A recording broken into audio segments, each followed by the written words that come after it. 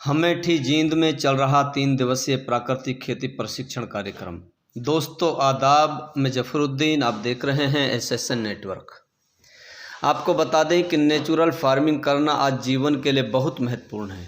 Natural farming से बहुत कम खर्चे से ज़्यादा फसल ले सकते हैं।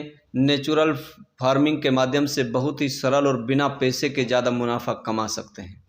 सरकार नेचुरल फार्मिंग के लिए बहुत जोर दे रही है। सरकार चाहती है कि किसानों के लिए कम लागत में ज़्यादा मुनाफा हो।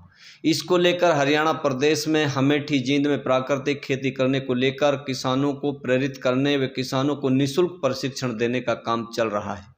28 नवंबर से 30 नवंबर तक 31 से 35 किसान अमेठी जींद में प्राकृतिक खेती का प्रशिक्षण ले रहे हैं, जहां पर किसानों के लिए खाने पीने, रहने सहने और प्राकृतिक खेती करने का प्रैक्टिकल कराकर किसानों को ट्रेंड करने का काम किया जा रहा है।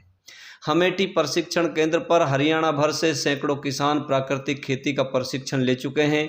इस प्रशिक्षण केंद्र के DG doctor Hardeep Singh, director general retired IAS अधिकारी के तत्वाधान में ट्रेनिंग कार्यक्रम आयोजित किया जा रहा है और एक्सपर्ट ट्रेनर व साइंटिस्ट डॉक्टर सुभाष एडियो द्वारा किसानों को प्राकृतिक खेती की जानकारी थ्योरिकल और प्रैक्टिकल दी जा रही है। प्राकृतिक खेती प्रशिक्षण केंद्र अमेठी जींद में प्रशिक्षण के दौरान ये बताया गया कि अपनी खेती को रासायनिक व कीटनाशक दवाओं के बगैर फसल तैयार करनी है। प्राकृतिक खेती से पशुओं का स्वास्थ्य के साथ साथ इंसान का भी स्वास्थ्य अच्छा रहता है। प्राकृतिक खेती करने के लिए हर घर में देसी गाय का होना बहुत ज़रूरी है। देसी गाय के 1 ग्राम गोबर में भी करोड़ों की मात्रा में पोषक तत्व रहते हैं, जो फसल के लिए बहुत लाभदायक होते हैं। प्राकृतिक खेती करने में नीम के पत्ते और निबोलियों का भी ये अहम योगदान है। प्राकृतिक खेती के प्रशिक्षण के दौरान किसान भाइयों ने खेती के प्रति अपने सवाल पूछे और उनका सवाल का उत्तर ही नहीं मिला, बल्कि बेहतरीन तरीके से ऑनलाइन प्रोजेक्टर के द्वारा समझाया भी गया। अब लोग प्राकृतिक खेती की तरफ कदम बढ़ाने लगे हैं। सरकार की इस पहल की लोग प्रशंसा कर रहे हैं।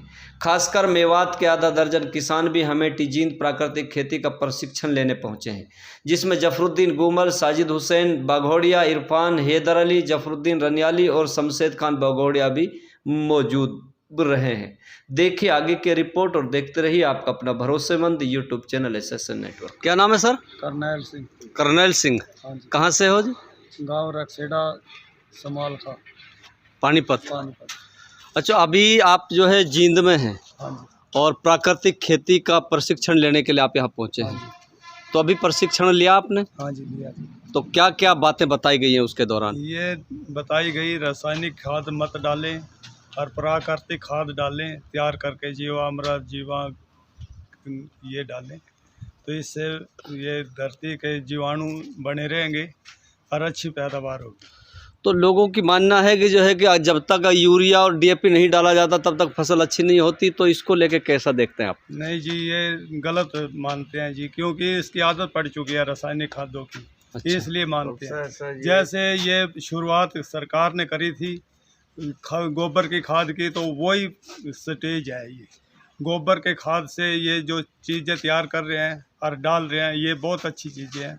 ये सेहत के लिए भी अच्छी है और ये अपने पर्यावरण के लिए भी अच्छी है। अच्छा, ट्रेनिंग के दौरान डॉक्टर सुभाष जो साइंटिस्ट भी हैं, उन लोगों ने प्रशिक्षण जब दे रहे थे तो उस समय जो बताया गया था कि देसी गाय और जो उसका गोबर और मूत्र जो है बहुत उपयोगी है जीवन के लिए, तो इसको आप कैसा मानते हैं? ये बहुत अच्छी बात है जी, ये बहुत अच्छा है।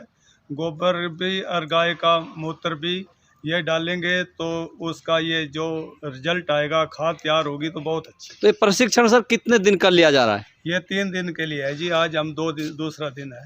अच्छा, 3 दिन के बाद आप लोग जब यहाँ से जाएंगे कि आपको सर्टिफिकेट भी आपको डिपार्टमेंट की तरफ से दिया जाएगा? हाँ जी। उसके आप घर जाने के बाद जो है कि कैसे इसको अपनाएंगे या किस तरीके से क्या करेंगे? हाँ जी, ये अपनाएंगे जी हम। ये हमारे को बहुत अच्छा लगा है। हम ये सब्जी की खेती करते हैं, हम उसमें भी यूज करेंगे। आखिर क्यों ज़रूरत पड़ रही है कि जो है कि लोग बहुत महंगा आता है, DAP खाद भी अगर देखा जाए तो बहुत महंगा आता है, यूरिया खाद भी बहुत महंगा आता है, कि खेती करना बड़ा बहुत महंगा हो गया है। तो इसको आप कैसे इसको सस्ता करने वाले हैं? ये जो चीज़ें बताई हैं ये बहुत अच्छी हैं, ये सस्ती हैं, ये घर पे तैयार कर सकते हैं, हम बाज़ार में डिपेंड नहीं करते।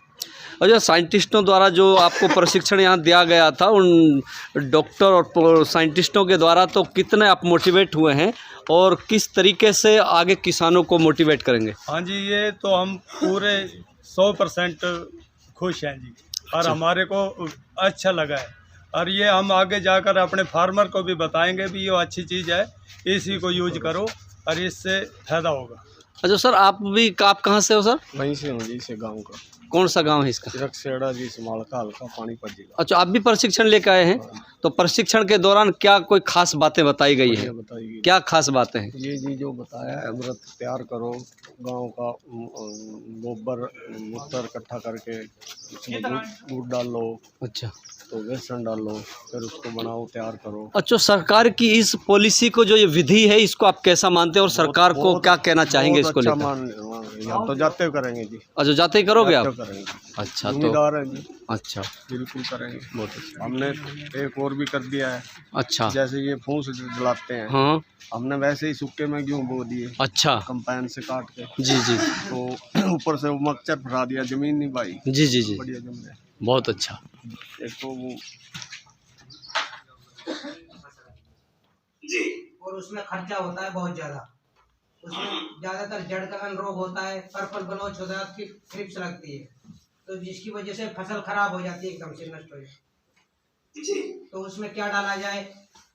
हाँ, तो आपको इस बार प्राकृतिक खेती स्टार्ट करनी है। जैसे आपको लगता है कि इसमें बीमारी आने लगी, तो आपको ये सॉल्यूशन तैयार करके रख लेने हैं घोल, जैसे निमास्त्र, ब्रह्मास्त्र, 10 पर्णी अर्क और अग्नियास्त्र।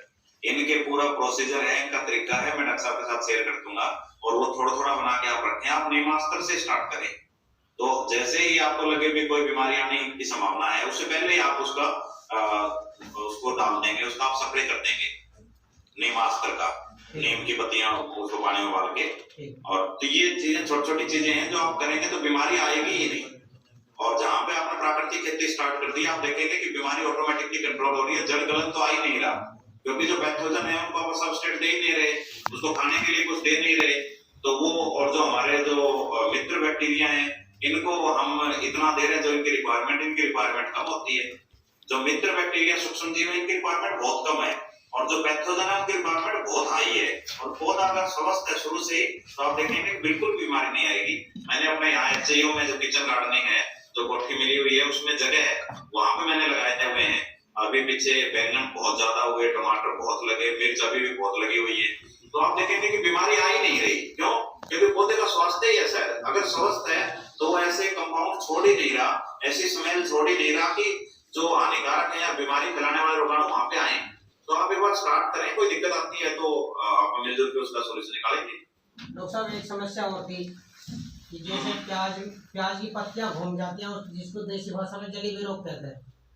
जी जी, हाँ, उससे भी फसल बहुत ये जितने भी रोग हैं, आप देखेंगे कि ये रोग नहीं आएंगे।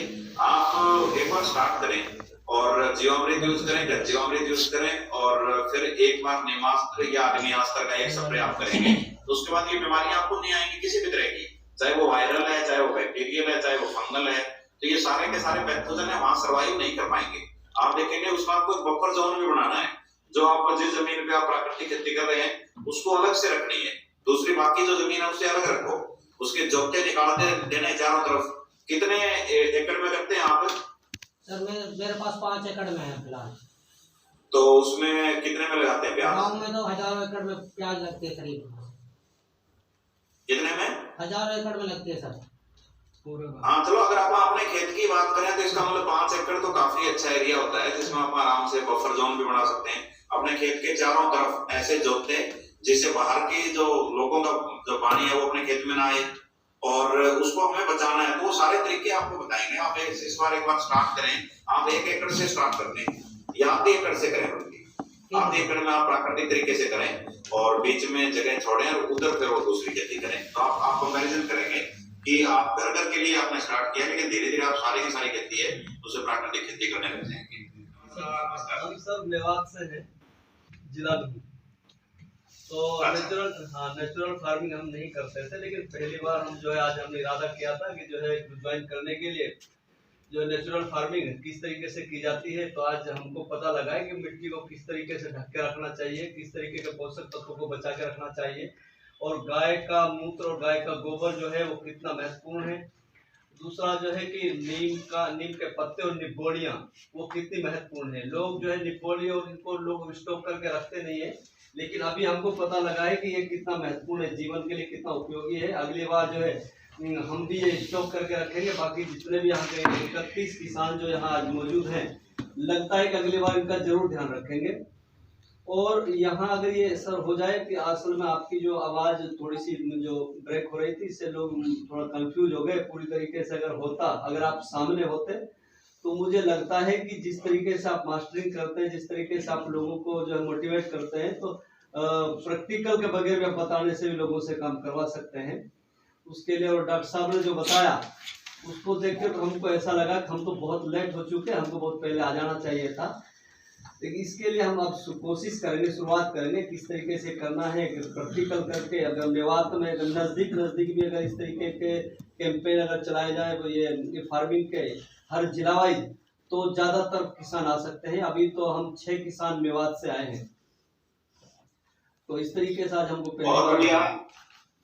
बहुत बढ़िया, आपने बड़ा अच्छा बोला और मुझे बड़ा अच्छा लगा। जैसे आप 100 आदमियों को भी अगर बात बताते हैं, उसमें से एक आदमी को भी समझ में आ जाए या वो आदमी गंभीर हो जाए कि मुझे ये काम कर उसके सक्सेस हमारी हमें सक्सेस कि आप लोग और आप जैसे काम करना इसी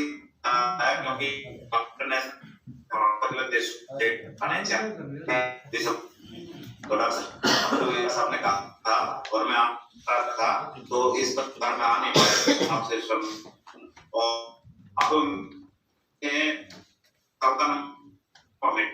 कर सकते हैं, आप एचआईयू में कांटेक्ट कर सकते हैं और केवीके में कांटेक्ट कर सकते हैं, तो आपकी पूरी सहायता होगी। और आप जाके किसानों को बताएंगे, अगर अपना कोई नियर डियर, अगर हमारे 100 परिवारों में एक परिवार का एक बंदा भी हमने कैंसर से बचा लिया तो कितनी बड़ी बात होगी। तो ये सारी आज बीमारी, कैंसर है, एलर्जी है, बीपी है, हार्ट अटैक है, ये बीमारियां क्यों आ रही है? जहर से आ रही है। जहर कहाँ से आ रहा है? खेती से आ रहा है, पौधों से हमारे अंदर आ रहा है। तो मुझे बड़ा अच्छा लगा।